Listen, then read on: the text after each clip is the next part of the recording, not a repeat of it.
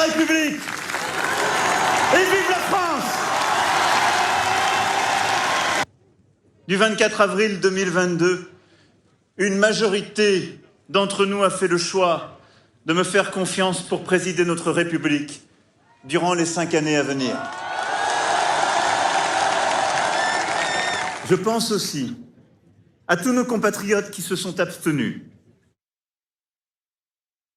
So there you have Emmanuel Macron declaring victory. If you're on the podcast, he was doing it in French. They're always speaking French over there. It's like this big thing. But anyway, he has won. The runoff election happened over the weekend. Marine Le Pen and him had been the top 2 vote getters in the first round. So after a few more weeks of campaigning, because outside of the US, elections are actually fairly concise things. They had their runoff. There was a lot of fear that perhaps the hard right candidate would finally prevail in France. It didn't happen, although we are going to dive into the results to see how terrified we should be of the future for France. Now, Macron is projected to win with 58% of the vote. In the end, he got 58.54% of the vote. These numbers can, they can shift a little bit after the fact, but he did win with a turnout that in the US context would be an overwhelming victory. And it is still a big victory, but there are a few issues with it. One is that turnout was low. Folks did turn out, and it was higher, than most US elections. But for French elections, I think I read that it was the lowest turnout they'd had since like 1969. Nice, but not nice for democracy necessarily. Also, in terms of those who went out to vote and voted for Macron, gave him another term rather than switching over and going with the hard right Marine Le Pen. Why did they do that? Well, there was a poll shown. Why did they vote for to block Marine Le Pen from winning? Was 91% of the vote because he would make a good president. 9%, and that hits home, Francesca. What do you think about it? I mean, if you were to ask American voters the same thing in 2020, and I think obviously we on the left are like, yeah, hell yeah, that's exactly why I voted for Biden. It's why I voted for Hillary. You're welcome. Sorry, it didn't work out, and we've got the Electoral College. Damn it! But no, when I saw this news, I think nothing but relief. And any day that is bad for Steve Bannon is a good day for the rest of the world. Remember, Marine Le Pen is also part of not only Bannon and Nigel Farage in the UK and the Brexit scheme, but also a Putin allied and friendly authoritarian, right? I mean, CPAC was just announced to be in Budapest. They're all going to be in Budapest. Marine Le Pen's probably going to be there. Bolsonaro's going to be there. Wait, are you serious? I'm not even joking. This is going to happen. We should do a story about it. Yeah. So this, make no mistake that we are looking at what is the opposite of the Avengers, but for authoritarians, where they come together and they ruin the world. Macron, however, is not the answer and the solution. So I hope, just like in this country, we need to be pushing Biden. We need to be militantly fighting for things like canceling student debt, for acting on climate change. And I hope that in France, they militantly really make sure to hold Macron's feet to the fire. You can't deny those results. Macron, nobody wants you. Nobody wants you. They just don't want a fascist. Exactly, yeah. Well, and too many are like, maybe fascism, and I don't know, like obviously there's a lot culturally different and historically different between the US and France, but I don't know, there seems like less difference than there used to be. And this is a story that is playing out in a lot of Western democracies. We're not necessarily at the same point in that like renewal of the hard right in all of these countries, but it feels kind of like that. Now they were more successful at stopping it. That's a result that Joe Biden is never gonna get against a Trump or something like that.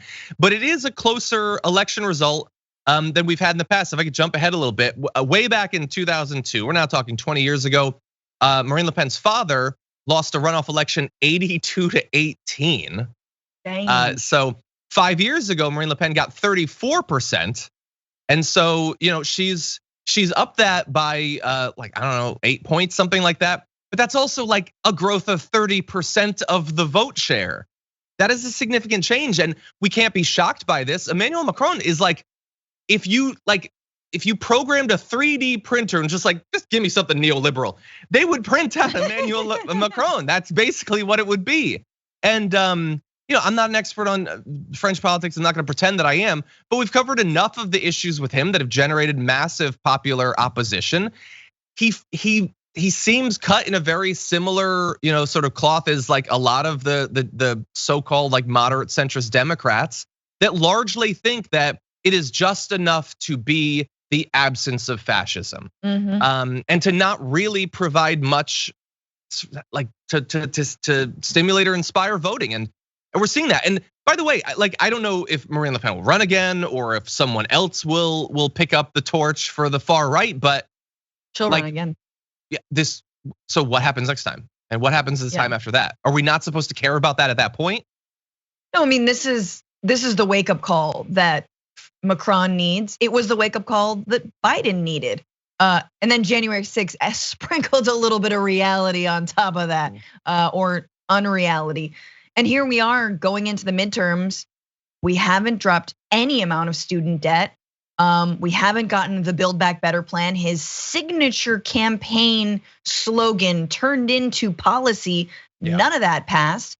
And pretty much no other bold legislation on any of that.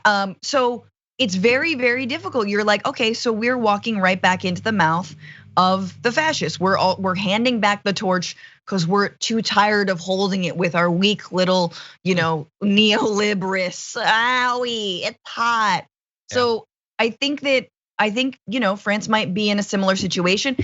I hope not, and I know that there was a third. Jean-Luc Mélenchon, who did incredibly well in the first rounds of that of the presidential race. And so I hope that he continues to build, and he was a leftist candidate or more progressive candidate, which is pretty easy to do when compared to Macron. So, and I hope Macron, I mean, I heard him in that speech you played. It sounds like he's about to wag his finger at the people who don't vote, which is exactly what happens in this country. Every time people don't vote, who doesn't turn out?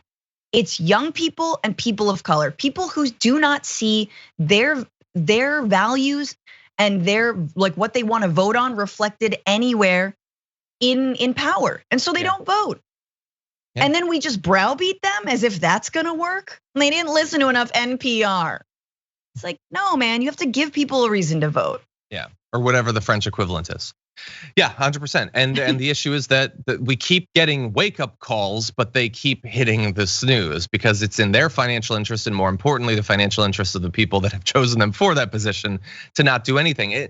And look, obviously, there's a lot of money to be made and audience to be generated by needlessly and counterproductively simplifying things. One of the reasons I personally will never be popular is that I refuse to do that. So it is a combination of a couple things. One, it is weakness. There are things I'm sure that Biden on the one hand and maybe Macron there would like to do and they can't do. But at the same time, complicating it is a little bit of there ain't that much they really want to do, because again, it's a different flavor of what we talk about when we talk about the right and why they do what they do while campaigning and governing. How much urgency would you feel to take big political risks if the people that you're backing are already doing really well economically? And fundamentally, the status quo is quite appealing to them. So it's a combination of weakness and lack of will that the people that they're backing, there might be some things around the periphery they'd like to do, but it's not the same as what is driving the progressive movement in any way. And so complicated, but that's what's going on. Yeah. And by the way, there's going to be further elections in France in terms of the lower levels and all that. So we're going to have to see that could influence what Macron does, but we'll see that when it happens. Yeah.